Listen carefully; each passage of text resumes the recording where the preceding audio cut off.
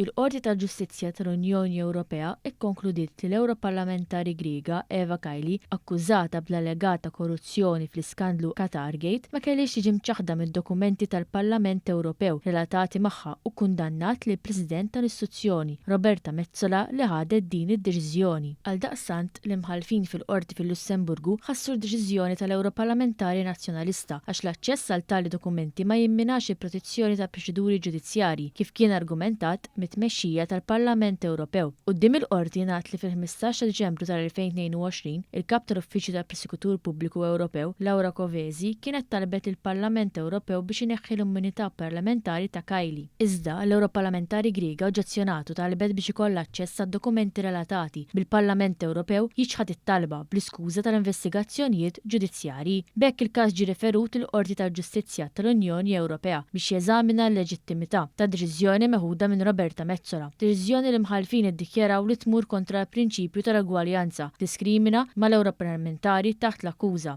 Rapport fil-Midja Internazzjonali tennew kif dan il-każ qed joħloq taħwit fit-tmexxija tal-istituzzjonijiet Ewropej u jqajjem mistoqsijiet serji dwar il-governanza tagħhom.